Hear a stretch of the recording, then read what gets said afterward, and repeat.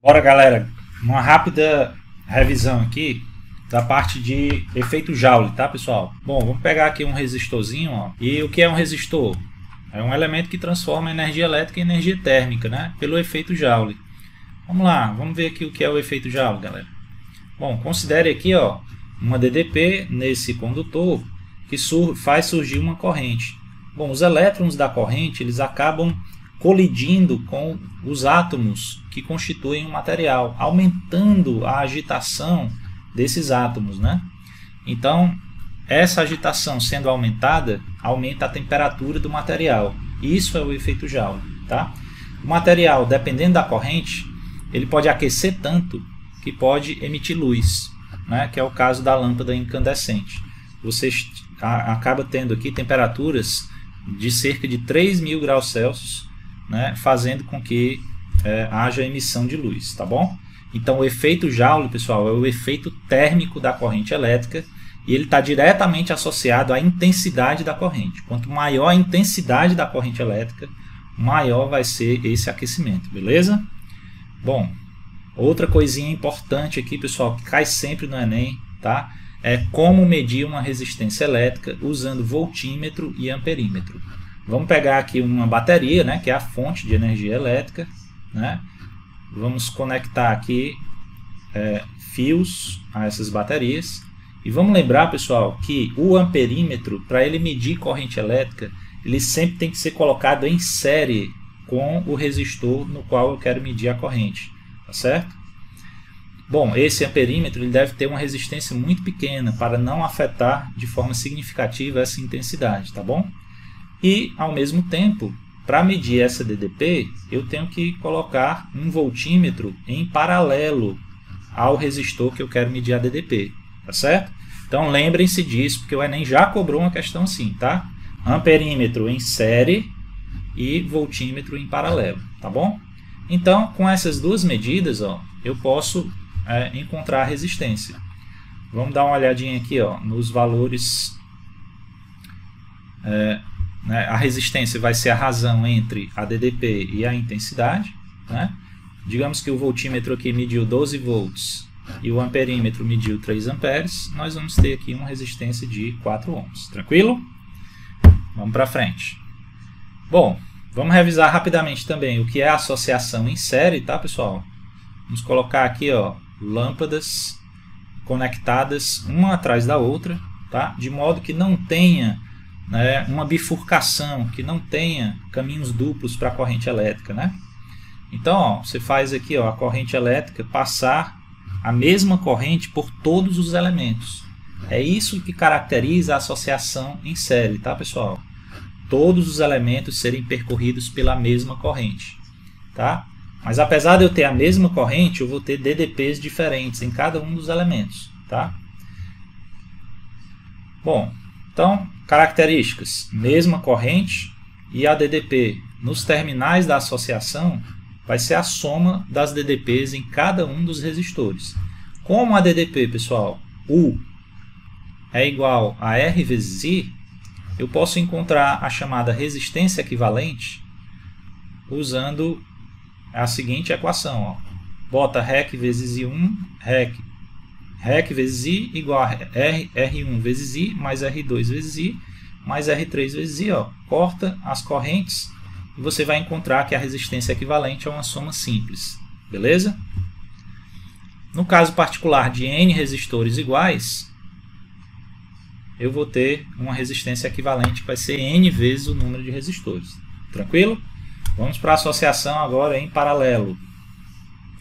A associação em paralelo, pessoal, vai ser caracterizada por todos os elementos serem conectados à mesma DDP. Vamos ver aqui, ó, na animação. Ó. Coloco essa lâmpada numa DDP aqui, ó, de 220 volts. Tá aí o elemento. Aí eu coloco outra lâmpada aqui, ó, na mesma DDP. E uma terceira lâmpada na mesma DDP. Então os três elementos têm a mesma tensão, certo? Mas, dessa forma, eles vão ser percorridos por correntes elétricas diferentes. Eu vou ter uma corrente I1 pelo resistor R1, uma corrente I2 pelo resistor R2 e uma corrente I3 pelo resistor R3. Logo, se eu somar essas correntes, eu vou ter a corrente total I. Só, pessoal, que pegando a primeira lei de Ohm, U igual a R vezes I, eu posso dizer que o I é U sobre R. Substituindo em cada uma dessas intensidades U sobre R, eu vou poder cortar aqui as DDPs e vou chegar que o inverso da resistência equivalente é a soma dos inversos das resistências dos resistores associados. Tá? No caso particular de N resistores iguais em paralelo, a resistência equivalente vai ser dada por R sobre N. Tranquilo? Bom, então tira o printzinho aí da revisão e vamos para frente aplicar isso aqui numa questão, tá? Uma questãozinha muito legal aqui, pessoal, do limpador de para-brisa. Ele diz assim, ó, na maioria dos modelos dos automóveis produzidos em série, os limpadores de para-brisa são acionados por alavancas, como mostra o esquema simplificado na figura, onde uma alavanca rígida que pode girar em torno do pino P pode ser colocada nas posições O, A, B e C. Na posição O, tal dispositivo encontra-se desligado. Ao colocar a alavanca nas posições A, B ou C, o circuito passa a funcionar e o motor transmite rotação às palhetas giratórias, alterando suas velocidades de funcionamento. A haste condutora, continuação da alavanca, liga-se a uma resistência R1, R2 ou R3, fechando o circuito em associação com a resistência do motor RM, conforme se utilize uma das posições A, B ou C. Todo o circuito é alimentado por uma bateria de 12 volts, de tensão constante, e os resistores possuem valores dados pela tabela.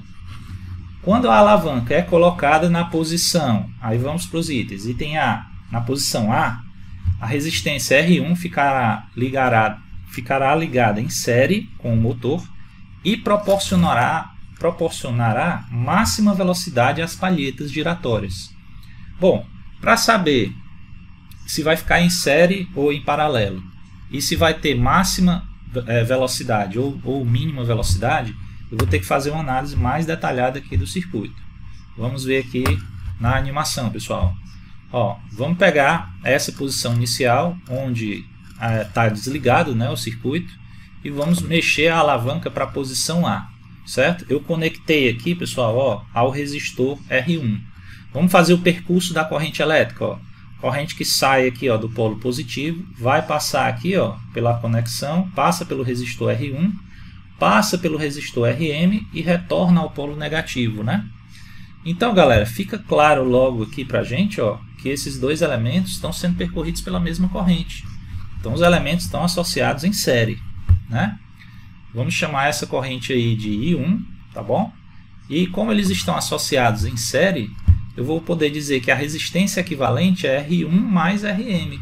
Né? Então, aplicando a primeira lei de Ohm, U igual a R1 mais RM vezes I1, a DDP é 12 volts, o RM eu pego da tabela 0,5 e o R1 é 1. Né? Então, o I1 vai dar 12 dividido por 1,5, que dá 8 amperes. Certo? Pessoal, calculei essa intensidade de corrente, mas eu vou precisar saber qual é a DDP aqui no motor. Porque quanto maior for a DDP no motor, maior vai ser a potência desse motor. Lembrem-se que para uma resistência constante, você vai lembrar da equação potência igual a U ao quadrado sobre R. Né? Então, se a resistência é constante, quanto maior for a DDP, maior vai ser a potência, né, do motor. Beleza? Então, pegando a DDP no motor, vai ser a resistência do motor vezes a intensidade. A resistência do motor é 0,5 e a intensidade é 8. Então, vou ter uma DDP de 4 volts para essa posição A. Beleza? Vamos fazer isso para todas as posições. Vamos mudar agora a alavanca para o R2. Aí fazemos aqui o novo percurso, passando pela resistência 2 e o mesmo cálculo aí, né, da DDP, da corrente. U igual a resistência equivalente vezes I2, U é 12, a resistência do motor 0,5 e o R2, pessoal, 1,5. Somando aqui dá 2, né?